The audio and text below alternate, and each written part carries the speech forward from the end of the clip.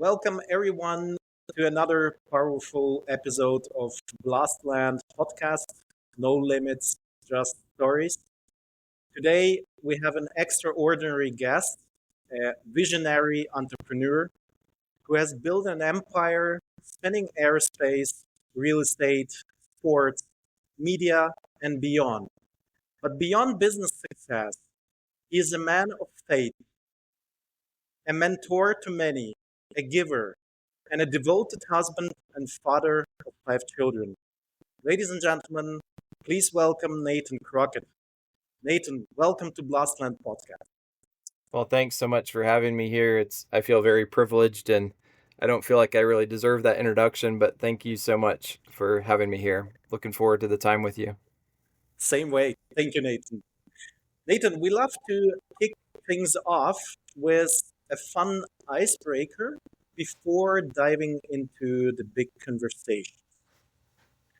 So picture this. You are at a packed football stadium, 90,000 fans, Champions League final. You're just there as a guest, enjoying the game, when suddenly your phone rings. It's the head coach of one of the teams you are a passionate fan of. There is an emergency and they need you on the football pitch as a starter. You've got 120 minutes until kickoff to warm up, and it's a matter of life or death for your favorite team. And here the question: which position do you take? Goalkeeper, defender, midfielder, or forward? And why? Yeah, that's a great question. um, well, I definitely would not be the goalkeeper. All five of my kids play. My youngest, my 7-year-old daughter, doesn't play much soccer, but last weekend, my oldest son, my 14-year-old, played goalkeeper for the first time ever. The goalkeeper was gone, and I was nervous. He didn't let any goals go in, but I would not play goalkeeper. I played midfield, often center midfield in high school, and I really enjoyed that. And then in college, I played more defense. Wow, I would not be a good forward. That's a great question. I really like that question. I'm not in good enough shape to play midfield, especially not in a Champions League final, nowhere close to it. I'd probably try to play outside defender, but the other team would keep going to that side for sure. So I'd probably play outside defender. That would be my best chance to try to hide my lack of skill compared to the pro athletes there. So I enjoy soccer, but I was never at a pro level for sure. Great, great to hear that. Nathan, let's start with the early years. You grew up in a pastor's family. Tell us about your childhood and your family. Who was young Nathan? Yeah, that's a fantastic question. I was the second of four boys. So my mom had grown up in Holland and she was the oldest of six girls. So her dad was Dutch, her mom was Swiss. They had met at Rhode Island at a Bible college there in the US and moved back to Holland. So interesting that she was one of six girls and then she ended up having four boys. But and now almost all of her grandchildren are boys too. But my parents loved each other. They loved us. My dad was very involved in pastoral ministry, so hospital calls, preparing to preach, and he would preach at Christian camps and so on, and he would take his kids with him, so he would rotate two boys at a time. So some pastors' kids kind of hate the ministry because they feel like it took their parents away from them. I never had that feeling. My dad became pastor of a church in Indiana when I was 3. Before that, he was a traveling evangelist, so he would travel to churches and speak, and he taught at a Christian college. So I don't have many memories before I was 3. So we grew up at the same church and it had a Christian school.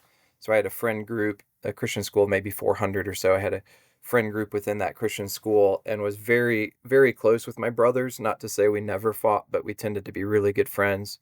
So I look back on it as just a wonderful childhood. We had some land and my parents chose not to have a television. So no TV. Just they wanted us to be outside playing sports. So we had a basketball goal. And growing up in Indiana in the United States, basketball is a big thing. So I was a bit unusual. I loved soccer as much as basketball, but in Indiana, almost everyone liked basketball more. So I just grew up playing a lot of sports, spending a lot of time outside. We had a river behind our house, so I'd go out to the river and kayak or fish. And just kind of I didn't know it at the time, but later in life, I think I was probably autistic, an introvert. I had a lot of friends, but I loved spending time by myself. And I think part of that, I was a voracious reader, so I loved to read. And then later in high school, got into computer programming and stuff. But loved reading and loved spending time. Uh, you know, Probably spent more time with my mom than my dad. My dad was gone a lot doing pastoral ministry. So, but I don't know that I was a mama's boy because I always loved my dad too. But my mom was the introvert. My dad was the extrovert. My dad never met a stranger. And so personality wise, I was a lot more like my mom.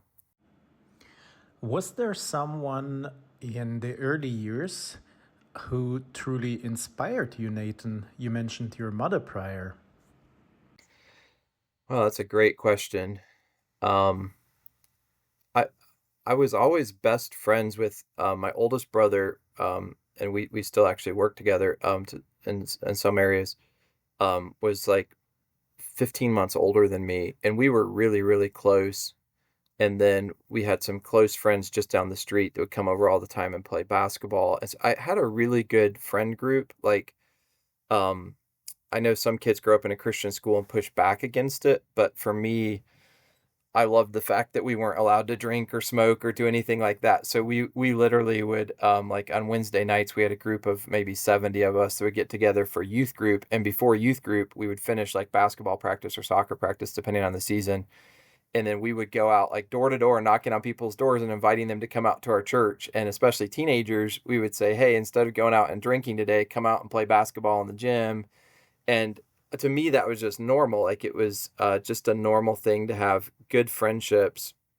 None of us in the youth group, at least that I'm aware of, were having premarital sex or anything like that. It was like love your parents, love your siblings, like a really, I mean, looking back on it, what I would call now probably a very sheltered environment. Like I actually didn't know anybody who was doing drugs. I didn't know anybody who was drinking alcohol or smoking.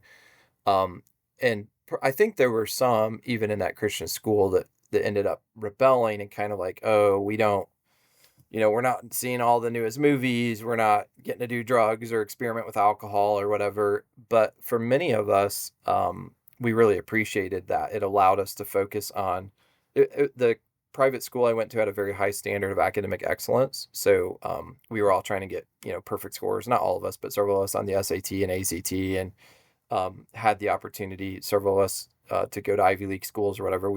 I didn't do that. I ended up going to a Christian university, but it was really just a focus on learning and growing, and occasional dating, which would just be going with your parents and a girl to an Olive Garden or something like that. Nothing like, nothing too risky or anything, but just it was a great way to, I think, to explore the world with the wide-eyed wonder of a child, and then growing up into a teenager who actually loved my parents, respected my parents, cared for them. Not that they were perfect, um, not that they never argued. My dad was, even as a pastor, he was quick to admit that he had a temper, but if he got upset with one of us or my mom or raised his voice, he would later apologize for it and ask our forgiveness. So I appreciated that he was real and was transparent. And yeah, it was a great childhood. And both, I'd say my dad and my mom were mentors to me. My grandpa from Holland, for a while, they lived near us, and he loved soccer. In the World Cup, he would cheer for the U.S. and he'd cheer for Holland. So he would always play soccer with me out in the yard. And I had a few coaches, both soccer and basketball, that really invested in me. I would say there were a couple of my teachers, particularly a biology teacher who later taught me physics as well, that really challenged me academically. So it was kind of a village of mentors, if you want to say it that way. And then several of the guys in particular that were my age, that we all challenged each other we'd go to the fitness center together, we'd play sports together, we'd read books together. And it was, many teenagers, I think, fall into kind of a least common denominator where everyone, this guy's going out getting drunk, so we're all going to do it. I was very fortunate to grow up with a friend group that was kind of the opposite. We were challenging each other academically and spiritually and physically. You mentioned in between about books. know you're a passionate reader. What are your favorite books? You love reading. Yeah, that's a great question. I have different books through different periods of my life. Sometime probably in grad school, I found out about this website, Goodreads, so I started trying to record the books I would read in there. I think I hit 2000 here recently that probably some of those I've read part of it, not the whole book, but I'd say the Bible has influenced my life more than any other book, particularly the New Testament. I love the Gospel of John. I love the book of Romans. There were different authors. So it was interesting because I would usually be reading 4 or 5 books at a time. So I read a lot of historical fiction. Particularly, I really was particularly drawn to the American Civil War because I just couldn't imagine how, brother fighting against brother, and so several different books on that, and then many books about the Holocaust. So my family has somewhat of a Jewish connection. My grandpa, we called him Opa, who grew up in Holland. He was involved in the Dutch resistance movement during the Nazi occupation of Holland. So he actually saw some of his friends publicly executed when they were caught for hiding Jewish people. So he as a teenager risked his life to save Jewish people. I think if you read the Diary of Anne Frank or The Hiding Place with Corrie ten Boom, he knew some of these people. He for years he didn't want to talk to us about it. A couple times he opened up and talked about it, but he was sort of a pacifist. My dad had grown up in Georgia in the U.S., so he was kind of a typical hunter and taught us gun safety and all that. But my grandpa kind of wanted nothing to do with guns because of what he'd been through. So we have my wife and I had the opportunity to buy an apartment in the old city of Jerusalem on the Via Dolorosa. So we're not Jewish, but we have a strong connection with Jewish people. And I grew up going not just to Christmas celebrations, but Hanukkah celebrations as well. And some Jewish people think that Jesus was an imposter. I think he was the Messiah, but I love having conversations even with Jewish people about that. I did recently.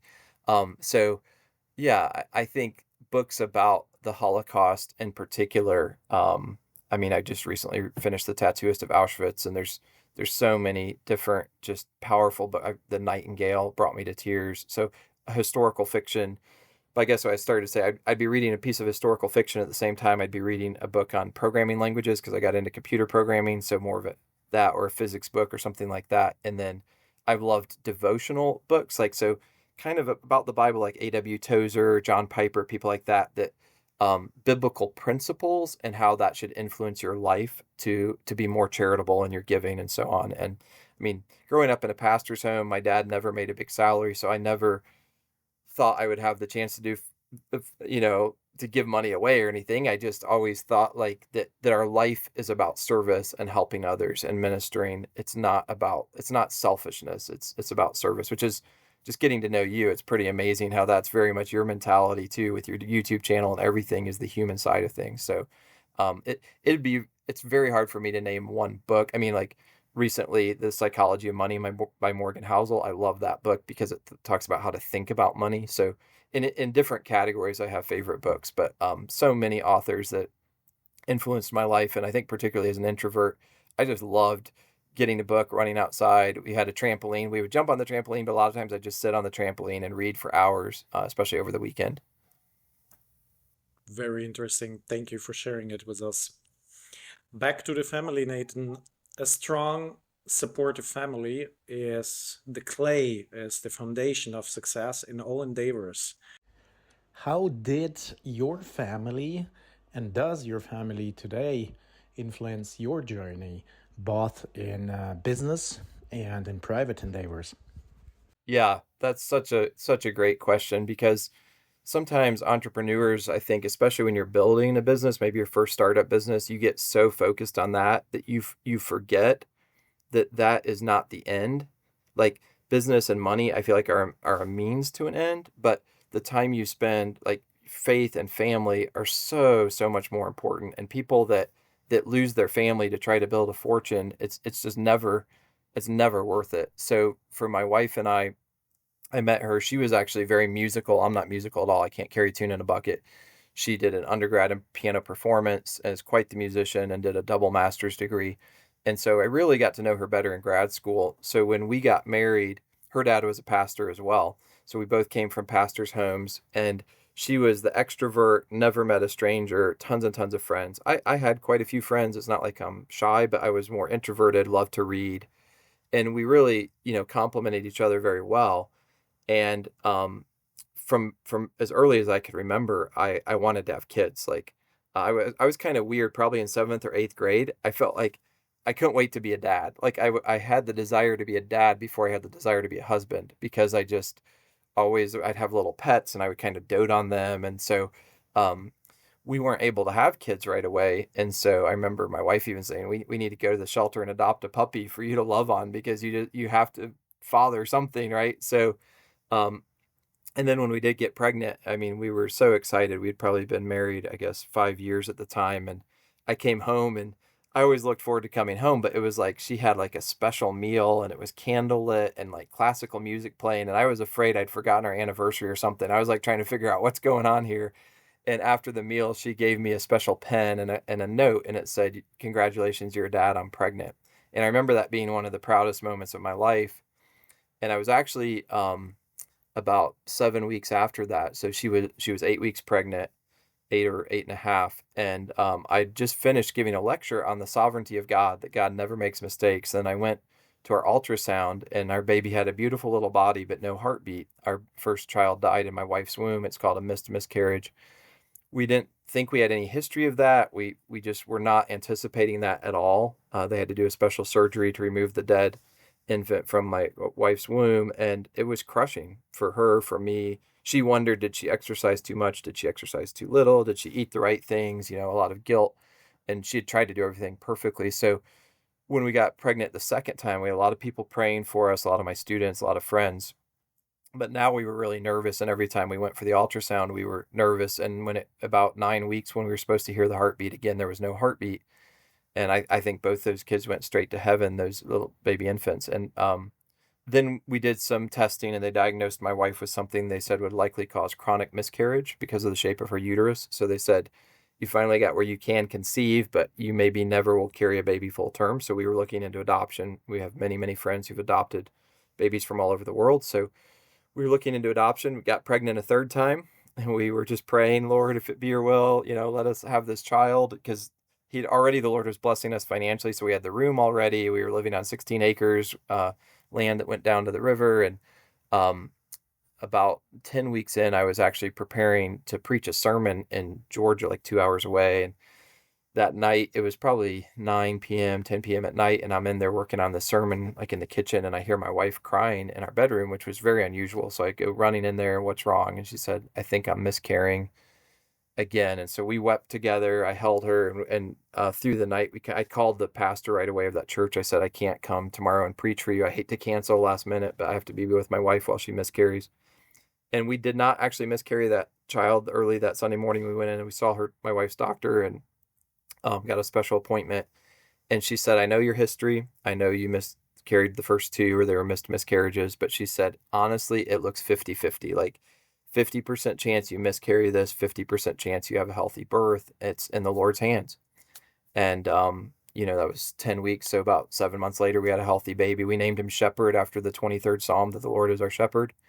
And I just thought, wow, God gave me a child. I mean, parents can relate to this, but when you hold your child in your hands, there is nothing in the world that compares to that. And I remember my wife had to stay in the hospital for a few extra days. So I stayed there with her, slept on the couch. And the first night we were home, I was holding my baby in my lap and just rocking him. And my wife was asleep, looked so beautiful to me. She'd been through 48 hours or whatever of terrible pain for the delivery. And I just remember praying to God and saying, "Help me to be worthy of shepherding someone like this. It doesn't matter if I'm a multimillionaire. It doesn't matter if thousands of my students at the university respect me. I want to earn the love and respect of my child, because I'm the only person in the world who's his dad." And especially when they're first born, I mean, they're entirely dependent on you. Like, I mean, everything that they get, their nourishment, everything is dependent on their parents. And then God gave us, a year and a half later, a daughter, and then another son, and then another son, and then a daughter. So we have 3 boys and 2 girls, and I think 2 children in heaven. So sometimes I say I have 7 kids. I have 5 here on earth. But there's nothing in the world that compares to that kind of privilege. So I get to take my kids into school every morning. They go to a private Christian academy, and we have conversations on the way into school. And I try to leave work at the office, so when I come home, we have a lot of fun together and do silly things together and stupid things. But yeah, I mean, being a dad is just an incredible privilege. And I think starting with the miscarriages and thinking that we would never have our own biological children maybe makes me appreciate it that much more. What a story, Nathan. What a story. Thank you for sharing this very, very private story with us. It's very touching. Nathan, let's talk about faith, leadership, and business. I start very simple. You hold a PhD in theology and you teach students. Can you share with us more about your academic path and how it shaped your thinking? Yeah, wow.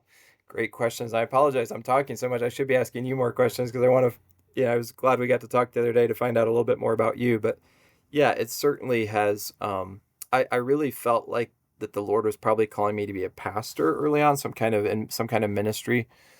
My dad had pastored a Baptist church. My wife's dad had pastored a Baptist church. So went to a Christian university, Bob Jones University, and my undergraduate degree was in Bible with a minor in speech and kind of business. And I've always been entrepreneurial. I've always thought of ways, you could start a business to do this or something. But I felt like the Lord was calling me to give my life serving other people, and I enjoyed teaching and preaching. And so when I was I did a master's degree, and then I was working on my PhD in theology with a double minor in Old Testament and New Testament. So I studied a lot of Greek and Hebrew. I had the opportunity. They said, would you be willing to teach this class? They'd had a teacher move away, and they said, we'll pay you like a teaching assistant. But instead of teaching a class of like 20 people, it was like, a couple hundred. And it was really nerve wracking because like I wasn't that much older than the students, maybe 25, 26. But I thought, wow, I get to study. It was on the life of Jesus Christ. So I get to study the life of Christ and who he was and what he taught. And, that was years ago. So PowerPoint was fairly new. So I was having to learn how to use PowerPoints. I wanted my PowerPoints to look really nice, not just plain, And so putting together all those lectures and writing quizzes and tests, it was a lot of work, but I loved it. And I didn't have kids yet. We couldn't have kids yet. So I tried to send every one of my students their favorite candy bar on their birthday. And my wife and I would go out to lunch with each of them and try to get to know them. And some of them were in the process of dating. And they asked us, how did you know she was the right one to marry? And, and so we just poured our life into students, and we loved it. And it shaped me in the sense of, I mean, there's different when you think about religion or you think about philosophy. I'm reading a book right now about philosophy versus religion, and there's some people that it's all theoretical to them, but like what I believe about Christianity, I actually believe, like I really think this is real. And so that actually becomes then life-changing. It's not just intellectual. It is intellectual, like intellectually what you believe, but it's also life-changing because you're convinced that it's real. It's kind of like the difference between knowing that I wanted to be a good dad in my head, and then when I had my son, all of a sudden, like, okay, this is real now. Like there's a tangible living being that I'm holding in my hands, and I want to devote the rest of my life helping this child grow into a man that will be worthy of other people's respect, that someday a woman would be thrilled to marry him. And I'm so proud of my son. It's kind of like a class president for a large class, and he's actually about as tall as I am now. I'm 5'11" on a good day. He's probably 5'10". He just turned 14, so he's very tall for his age. We think he'll be 6'4", but he's tall. He's a good athlete, and just he's super kind to other kids. He's like the opposite of a bully, and I'm so proud of him. And he's even having opportunities they'll say who's willing to speak to the whole class, and he's done that. He's nervous to do it, but so not that I'm saying I've done a great job with him.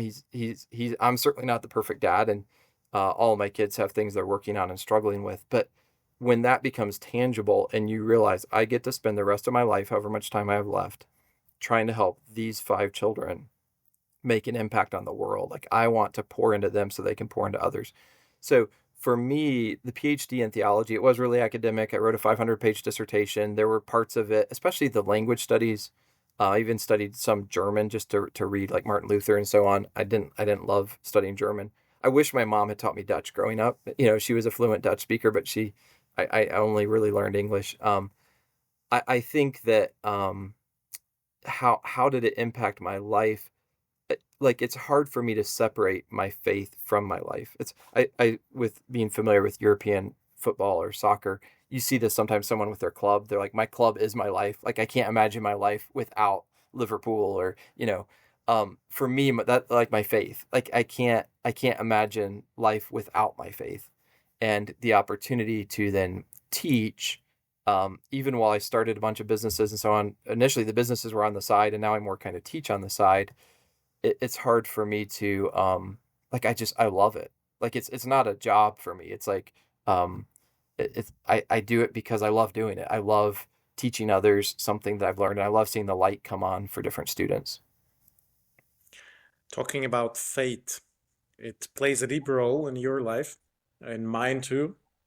How do you define it? Not just spiritually, but also in business, maybe leadership, and of course in your family's values. Yeah. Wow. Great question. I think, for me as a Christian, when I look at how I lead, and again, not to say that I'm perfect, but there's a mindset, I think particularly, and you could correct me if I'm wrong, but a lot of Europeans see Americans primarily as focused on greed. And that is oftentimes the case. Like they'll give up a vacation if they can make more money. They'll work 80 hours a week if they can make more money. And that can be destructive. Like scripture actually talks a lot, like in 1 Timothy 6, about the love of money is the root of all kinds of evil. Now, it's not saying that money is the root of all kinds of evil, because there have been fabulously wealthy people who've done incredibly good things with their wealth. But if you love money, and you could have that desire to gain money at any cost, whether you're a billionaire or whether you're homeless, right? But if you give your life over to, I will have money at all costs. I don't care if it ruins my family. I don't care if it ruins my integrity. I don't care if it ruins my reputation. Scripture says that is the source of all kinds of evil. So I view it as I'm just a steward. Like my wife one time saw something on PBS or whatever, and she told me about it, about this like castle in Ireland or something that had been passed down from generation to generation. And they were interviewing the current owners, and they said, we don't see ourselves as owning this. Like, it was our great great great great grandfather or whatever who built it. We're just the stewards. We're not going to sell it. We're not going to let it get dilapidated. We're going to pass it down to the next generation. We're just the stewards. And with my businesses, with my investing, with the real estate we own, I just see myself as a steward. I think God in his gracious kindness has, for a brief period of time, entrusted me with this. He could take it all away, if he wants to. Like it's his goodwill. And a couple of years ago, he did almost take it all away. I was like super close to dying, and it was pretty unexpected and so on. And maybe we'll talk about that later, but I'm just a steward of this. So my faith is, yes, I want my businesses to run well. Yes, I want them to provide an incredible product. Yes, I want to go above and beyond what our customers would ever expect. But I don't do that to make money. I think if you run a business really efficiently and effectively, you probably will make money. If a business is losing money, it's probably not a very effective business, because if you have a great product and so on, people probably want to buy it. But that's not my ultimate purpose, to make money. I mean, if I have the money, I want to do good things with it. I want to be a wise steward of it. I don't want to waste it. I don't, I pay millions of dollars every year in taxes, but I don't want to pay more taxes than I have to. Like I want to be, it's just stewardship. And what I think is that if you are a good steward, I mean, I feel this way. My wife and I poured ourselves into our son, Shepherd, our first son, and God gave us another kid. So I think if you really handle wisely what God gives you, he's more likely to give you something else to steward. Whereas if the Bible talks about in the New Testament, a guy who just buries, he was given something to steward and he just buries it in the ground and does nothing with it. And when the master comes back, he's like, wait, you just buried that in the ground. Why would I entrust you with something more? So I think my faith interacts. The golden rule, for one thing, do unto others as you'd have them do unto you. When you look at your client or whatever, what do we think is what would I want to happen for me? And a couple of the businesses I started was basically based on that. I couldn't find a particular product, and I thought, okay, if no one else is selling it, I want to sell it. So I think I don't see business and faith as contradictory, like, oh, I have to focus on my faith or my business. I think my faith infuses who I am with my business. And in some very specific ways, like with many of our businesses, when we sell the product, we also give everyone a Bible, just because I say the Bible's changed my life.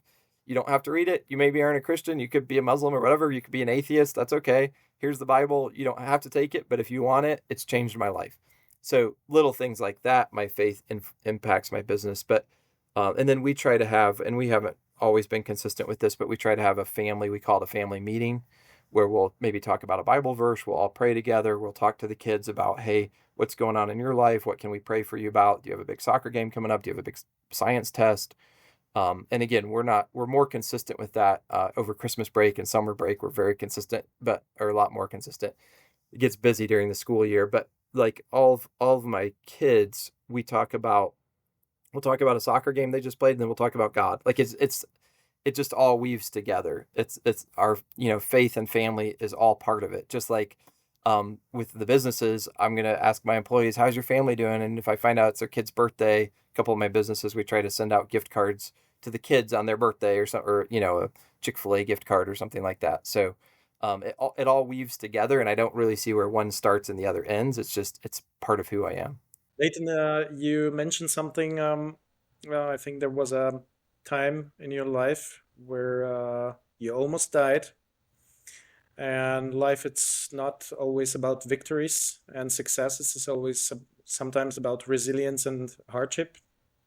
Can you share this moment where you faced those hard times, and how did it change you? Yeah, that's a great question. So I had, so this happened two years ago, right at spring break time. So we're about a week away from our university spring break again, because I still teach part-time at this university, Bob Jones. And for about 2 years, I thought I was having kidney stones off and on. So I'd have pain, and then one time I actually passed the kidney stones at night, so I knew that I had them. So about every 3 or 4 months, I get a lot of pain, and then it would go away, and I just figured I passed the kidney stone. I thought that's all that it was. So this had happened for about 10 to 11 days before we were supposed to leave for spring break. And we were going to spend our spring break. We have a few like a second home, like different properties that we have, and we were going to we have a property on an island. You can only get there by boat, so there's no bridge, so the beach is very private, and there's a couple hundred families that have mainly second homes on this island. And so as we got closer, I was losing about a pound a day. Weird stuff was going on with just my skin was turning a little yellow, and it was like just a lot of strange stuff. And my wife was like, honey, you need to see the doctor. And normally, like, I almost never take any medicine, and maybe a typical guy, I just don't like going to see the doctor that much. But I was like, okay. So we had a new physician that I just met a couple months earlier, and she seemed great, and she'd done a whole health panel, and everything was fine. So I thought I was going to meet her, but she was gone, and it was a nurse practitioner, and it was her first day in the office, like her very first day. So she was doing the blood test and urine sample and all this stuff, but she was trying to find where everything was, and she was a little bit confused and all. And I just said, hey, I think it's a kidney stone. I'm in a decent amount of pain. There's a lot of weird stuff going on. I've been losing a pound a day. Is it still safe for me to go over my spring break to our place on the island? Because like there's no bridge, and you'd have to, there's no hospital. And she's like, well, let me take some tests. So she took the test, and she's like, well, I mean, you're still talking, and it's not in so much pain that you can't walk, and you're probably fine for a week. And then why don't you come back and see the main doctor, and I'll just send off all your samples to be tested. So that was a Thursday. And so I was like, okay. So I thought, well, I got a clean bill of health. So I was going to teach 3 classes on Friday, and then we were going to head to our island house. So I was teaching my, I think it was an 8 a.m. class. I was given a quiz, and I normally turn my phone off, but I had only set it on vibrate, and it just starts vibrating over and over. And I was about to turn it off, and I looked, and I saw that there was like a corporate number several times, and then I saw a personal number from my city. And I was like, that's really weird. So while the students were taking the quiz, I stepped out in the hall and listened to a voicemail, and it was the doctor who I'd met for the first time a few months ago. And she said, "Hey, I know you just took some lab tests. I have no idea what the new nurse practitioner was doing. She should have never let you leave. I can't believe if you're even walking right now. We just got the test back. Your bilirubin count is like 30 times what it's supposed to be. Your liver is not functioning. Something majorly is wrong. Get to the hospital immediately. Please call me." So I stick my head in, tell the students, "Hey, I'm going to give you an extra 5 minutes on the quiz," step back out in the hall, and I call her, and she's like, "I am so glad to get a hold of you. I'm sorry I called you like 20 times, but I know you have 5 kids. It is urgent. Go to the emergency room right now." And I was like, "Well, hey, I'll finish. I'm just teaching 3 classes. I'll go after that." She's like, "No, no, no." I was like, "Well, okay, I got 30 minutes left in this class. Let me finish it." She said, "No, go in there, tell the students they have the day off of classes. You get in a car if you're able to drive and get to the emergency room right now. It's serious. You're about to go septic." So it was like really weird. Like I felt like she was talking about someone else because I try to exercise and I don't drink or smoke or anything. And I felt like something weird was going on, but I just thought it was a kidney stone. So I get to the hospital and they're like, "Are you here for your liver?" And I said, "Did my doctor call?" And they said, "No, you are totally yellow." So I looked at a mirror and my eyes were yellow, my skin was yellow, and I was just about to go septic.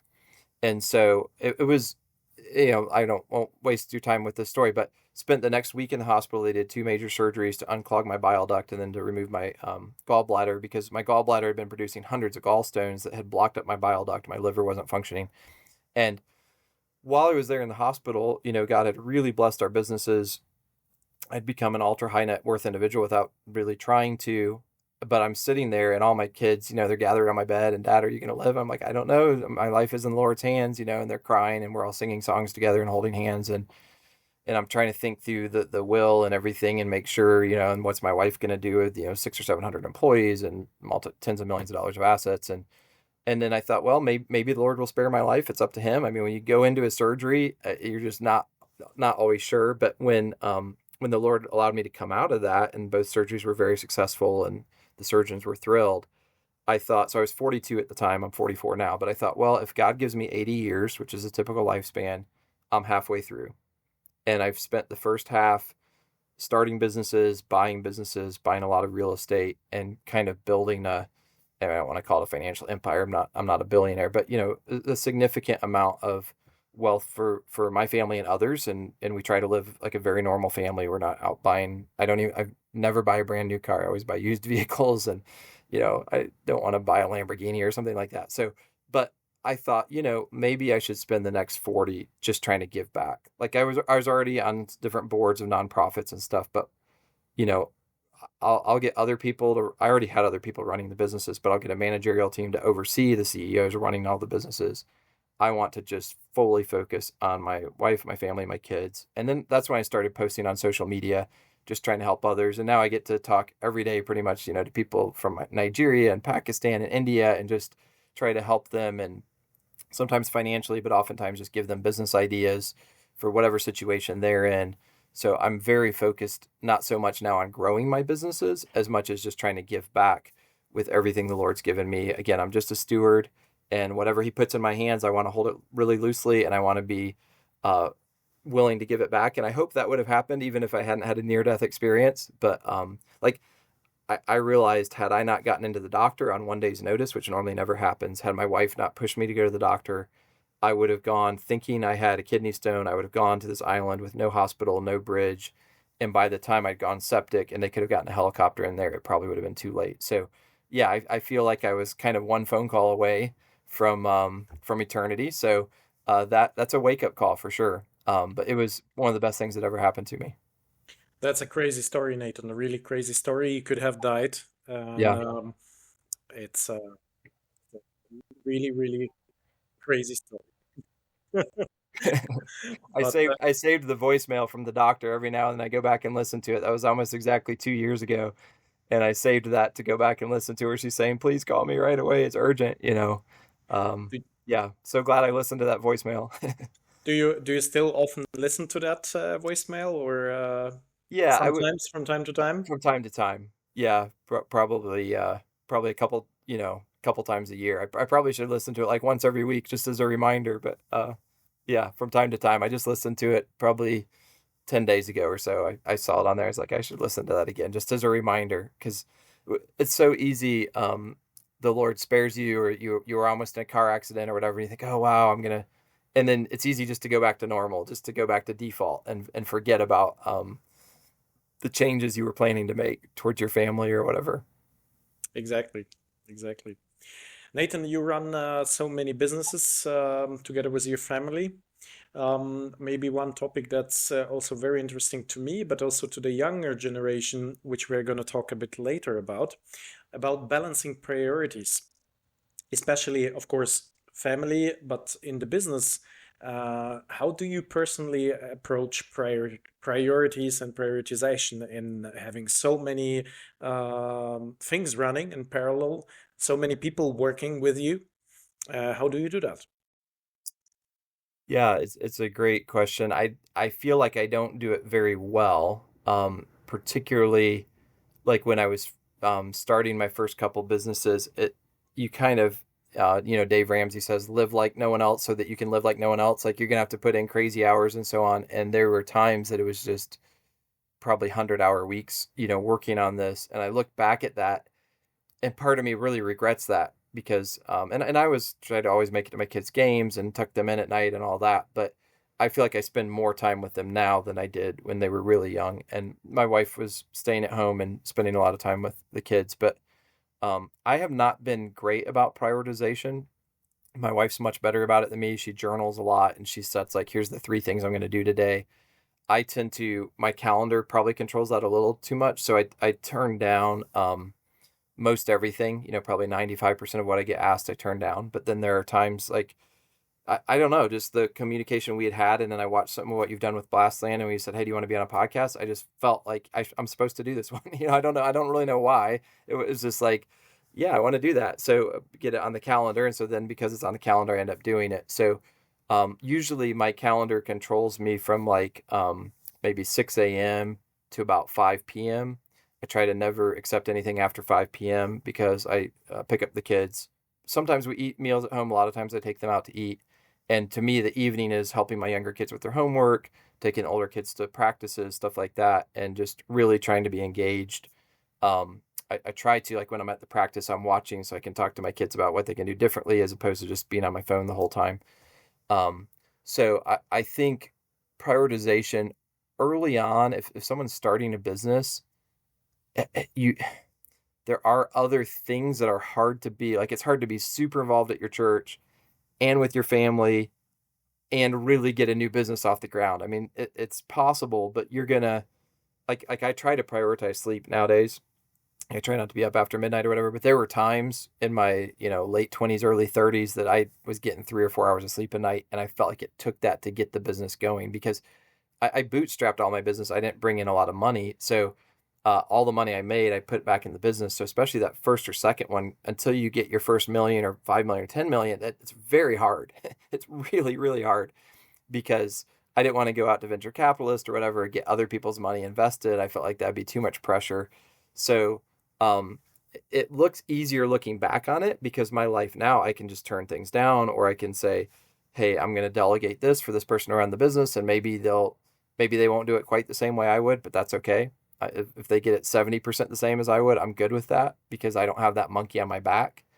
But it's much harder to do when you're younger. And even, I'm 44 now, but my youngest just turned 7. And I think because I'm prematurely balding and all that, probably when people see me with my youngest on the playground, they probably think I'm her granddad. But because it took us a while to have kids and so on, at least a lot of our friends in the U.S. had their first kids when they're 22, 23. So, if I had done that, my kids would all be in college right now. But I think that that prioritization is, I just try to always put family and faith first and the business after that.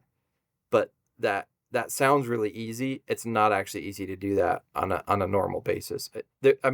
Let's say like there were a lot of soccer games where I was taking phone calls at the game, and I was actually more focused on watching the game than what was going on the phone call. But I had to take the phone call because there was someone running a business for me, and there was a major fire to put out or something like that. Same thing with our commercial properties.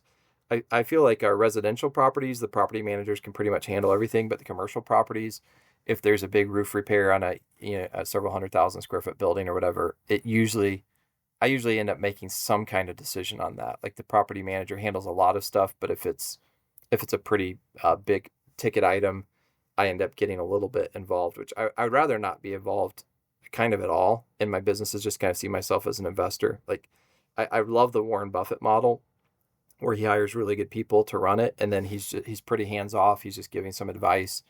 And then, and there he had, it's a publicly traded stock, but I sometimes tell people I do what Warren Buffett does, but he does it in the billions and I do it in the millions with, he started a few companies and then he's bought most of his. So, yeah, I wish I could give you a better answer. Like, oh, I use this prioritization scheme. I mean, I've read the books, Getting Things Done by David Allen Black was an interesting book, but I don't feel like I'm great at it. I had an assistant work through a whole email system with me that I tried to do, but some of my emails still slip through the cracks.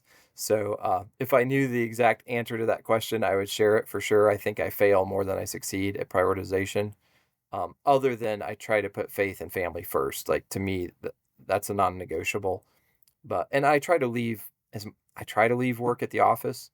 For a couple of years there, I wouldn't even take my computer. I would just leave my computer at the office. I wouldn't even take it home.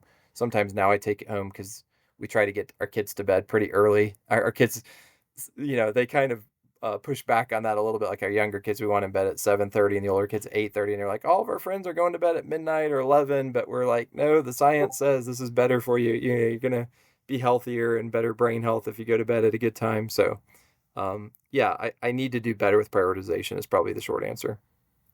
That's very interesting. Nathan, you talk to so many people around the world, giving back and sharing your recipes and wisdoms and your experience. If you would share like the most key free thoughts and advices to young startuppers, to young people who are willing to build it up in their early 20s or 18s, what would you say to these young people? Yeah, great question. I would say life is short, so start now. So, I mean, I'm 44 and I feel like I just blinked and I was 25, like it just goes by so quickly. And, I tell them like for my daughter, from 7 to 8, that's 1/8 of her life. But from someone who goes from 80 to 81, that's 1/81st of their life. So it feels like it's speeding up on you. So if you have great ideas, put them into practice now. Don't say, oh, I'll waste my teen years drinking and partying and all that, and then I'll do something serious with my life when I get to be 30. Like start now. So that would be one thing. Secondly, if at all possible, avoid debt. Sometimes you can leverage debt strategically and so on, but for me, even with our commercial properties, I've just bought them cash. I just feel like I sleep better at night if I don't owe people money. So the more you can build, get a minimum viable product, get something that works, start small, and then try to bootstrap if at all possible.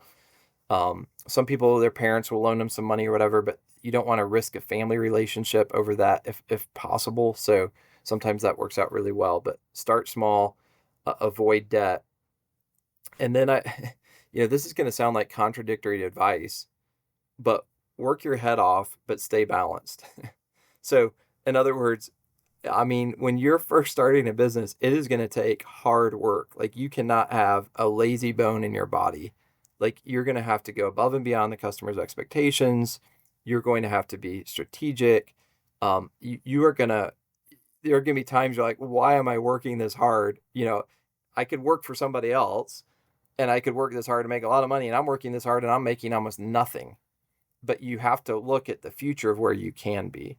So, but I know this sounds contradictory. While you're working really hard, don't neglect your family, friends, faith. Like take breaks. It's like the whole thing about how are you going to chop down more trees? One guy just takes his axe and he's just going crazy, killing himself. And the other guy works really hard and then he takes the time and he sharpens it and then he works really hard. So create margin, have, Jews really emphasize the Sabbath day. Christians, we emphasize Sunday for a day of rest. Take breaks, take very deliberate breaks, keep your relationships with friend and family. But when you're at work, be all in. Some people talk about the flow state. Don't be distracted with a million different things. Put your phone on airplane mode, take all games off your phone. If you're doing a startup, you're going to have to say, okay, for the next 5 years or whatever, I'm saying goodbye to all the newest movies or whatever. Maybe I'm going to read some books. I'm going to get good sleep, but I'm just going to be in the zone and I'm just going to be killing it while I'm working on this particular thing. Again, you're a steward. You're a steward of your body, your mind, your health, all of that. So I'm not saying work 140 hours and get 3 hours of sleep a night or whatever. I'm not saying something crazy like that. Have balance, but when you're at work, really be at work, because a lot of us end up checking our email every 5 or 6 minutes just as a distraction, for instance, of actually thinking and doing deep work and getting the work done. So those are That's three things. I kind of combined a fourth one with that third one. great advice. Great advice. Very appreciated. I think our listeners will be also extremely keen on hearing it because, we are also a startup, a bit an older startup probably, because I'm also not the youngest one, but the advice are really golden. Yeah, that's what I loved particularly. No lazy bone in your body. That's really cool. Really cool. Nathan, I cannot afford not asking you another very bothering questions for me. The one I'll start with is gonna be AI. I mean, it's everywhere. It's coming. It's rotating. It's flying. It's developing. So how do you see it? I mean, how do you perceive it at the moment, and how do you see it in the next probably 24 months? So are you using it yourself? Yeah, I'm definitely using it. So I'm using particularly Midjourney, Gemini, and ChatGPT. So I use it for ideation to give me ideas for new businesses. Midjourney I use for stuff that I create for social media. I've really enjoyed Midjourney. You're way further along on the AI path than I am, but I think people that neglect it kind of do so to their peril.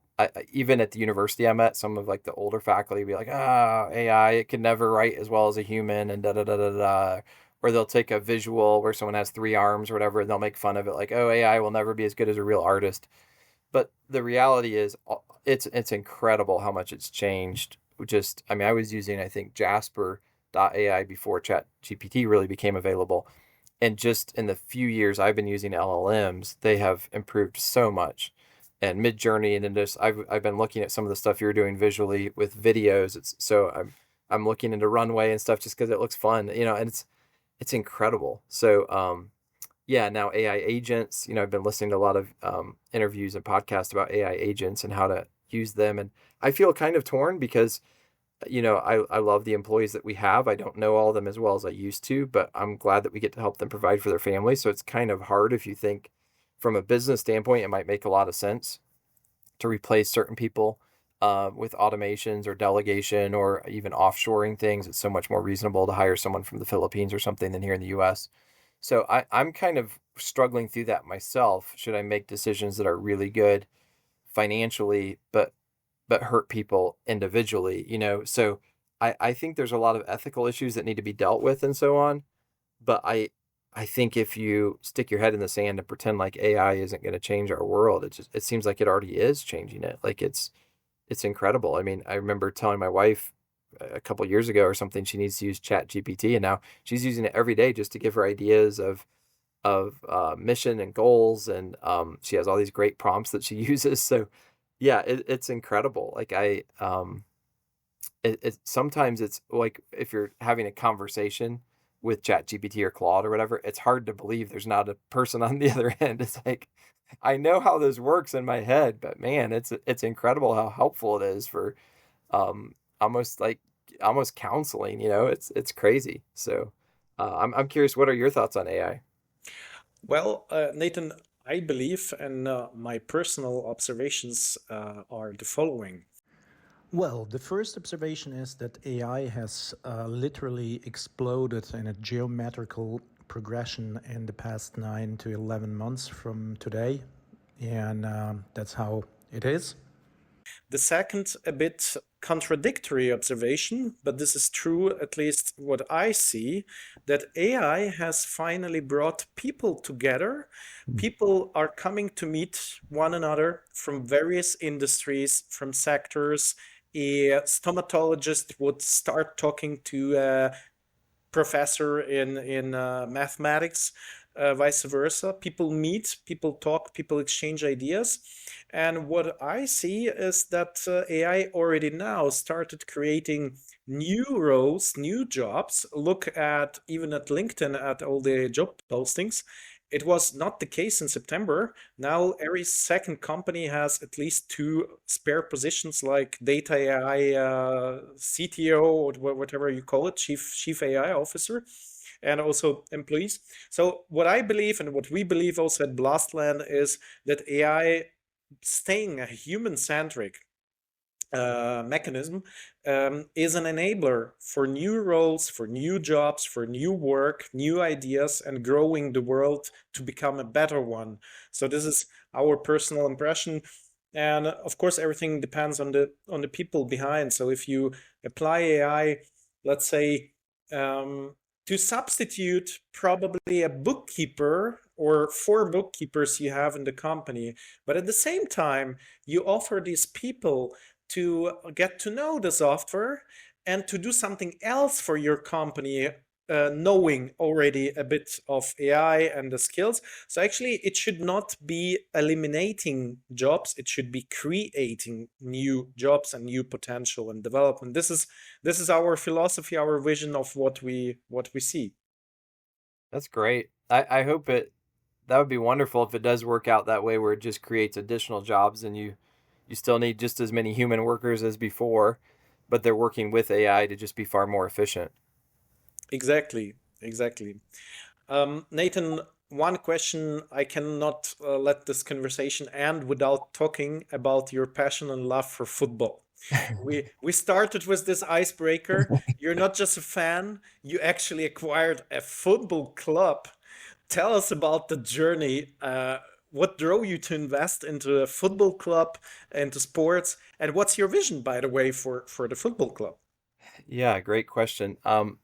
I I'm an opportunistic investor. So my first businesses I started, and as they became profitable, I'd use the profit to start another business. Um, and then I did I've done well in the stock market, quite well. So I typically was um, probably doing close to 40% returns most years, and kind of heard from some friends in China that COVID was worse than people were letting on. So essentially used options to basically short the market when the market dropped with COVID, and then was fortunate enough to buy back in at the very bottom. So I was used to making a few hundred thousand in a year in the market, and I ended up making multiple millions in about 3 months with the COVID spike. And then I felt like it had overreacted too much by dropping too low. And I thought like it overreacted by going up too high. So I wanted to pull out my profits. So that's when I bought tarps.com, my first aerospace company, with part of that money. So I was also looking at European soccer teams, because we were coming out of COVID, and the ones that had a lot of TV rights weren't hurt as much, but those that relied pretty heavily on ticket sales and so on. So I was looking at a team in France, and I was thinking more of like a second league team in a major country, or maybe the third in England, because they're so expensive over there. But found out about a team in Belgium, and what really attracted me there was they had an incredible youth academy, so Ruppelboom Football Club, and also I found out they were days away from bankruptcy. So even before I decided to buy the team at all, I actually sent money for the past 4 months to pay their players, and I was like, well, even if I don't buy the team, I think these players deserve to get paid, and it bought a little bit of time with the bankruptcy thing. So went to Belgium, and when I watched, I have close to 600 kids in their youth academy, and a really nice youth academy facility with multiple fields and so on. And I watched a tournament going on. I was like, okay, I need to try to, save this club, kind of thing. So it's been a lot of ups and downs. It's definitely lost money every year for sure. Typically my businesses, I always want them to make money every year. So yeah, we're top of the league right now to try to go back to First National in Belgium, and then from there we'd like to go back up to Pro League, which is the top league in Belgium. So we'll see. I honestly, I think if someone would come along from Belgium that could be at every single game and so on, that would be better. We have a management team; they're all in Belgium, all the coaches, So I really don't run the club. I usually have a maybe once a month meeting with the management team, and I've gotten so busy with my businesses here. The first couple of seasons I was there for more games, but even still just a handful.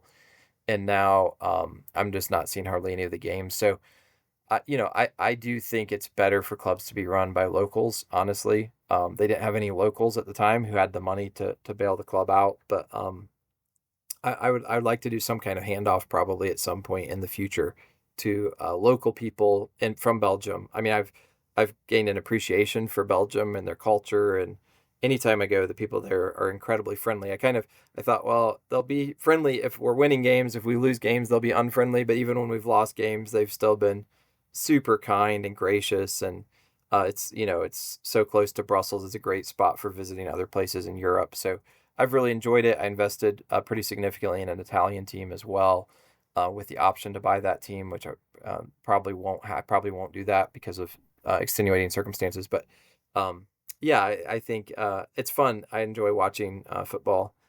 Now I probably call it football more than soccer. I used to always call it soccer, but I'm kind of used to calling it football. So it's yeah, I like Rupel Boom, especially the youth academy. It's great what's going on there. I don't know what the future holds. I hope we maintain our spot. The top team will go up, and the next four teams will play in the playoffs to try to go up. So it'd be nice just to. I think there's 5 games left. If we could keep that top spot and go up back to First National, that'd be nice. So yeah, I like the relegation and promotion. I mean, I don't like it in the sense that if you own a team, it can relegate, but in the U.S. we don't have that, and so it doesn't.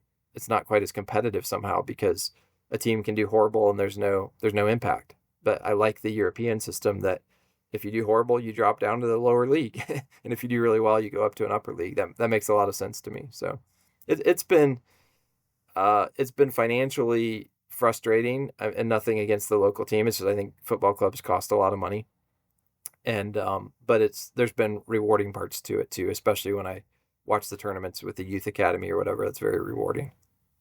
Nathan, the Belgian national team player Romero Lukaku, he came up from this academy, right? Yeah, Romelu Lukaku, is that? Yeah, Yeah, yeah. yeah. Romero Lukaku came from this He academy, right? he did for the first. He started in our academy. He ended up switching as he got a little bit older to another one. But yeah, he's one of our claims to fame that he got his start there, and his dad played for our senior team. So sorry, the mic just cut out there for a second. I didn't quite hear the question, but yeah, he's. I have actually keep wanting to meet him when I'm there. He's been there and he's waved and sent me a selfie. You're like, hey Nathan, type of thing. But we're all the club's very very proud of him. So he's been to several other clubs since then and played in England and Italy and stuff. But he's done a great job for the Belgian national team too. So I cheer for the Belgian national team, except the only team I would cheer for over them is the U.S. We're getting a little better. We'll see how we do in the next World Cup. So, but yeah, overall, Europe definitely has the U.S. beat when it comes to football. That kind of football, American football, we're pretty good at. So the NFL, but yeah, American football, we are not capable of playing here in Europe, but the European football, we know how to play. yeah, for sure, for sure. Nathan, it's been an absolute pleasure having you today on Blastland podcast. Your story is really one of vision, resilience, faith, and I'm so grateful to you that you found the time today. And I would love to wish you personally, your wonderful family, your football club, and all the businesses you're running and co-running the best successes and just very, very, very positive events and times that everything goes very well. And I'm really, really happy having you today. Thank you very, very much. Well, thank you so much. It's really been a privilege, and thank you for the great questions. And I look forward to getting to know you better in the future as well. So thanks so much, and I'm excited what you're doing with Blastland. It's really cool. Thank you, Nathan. Thank you very much. All the Thanks. best. Yep. Bye. Bye bye. Bye bye. Thank you.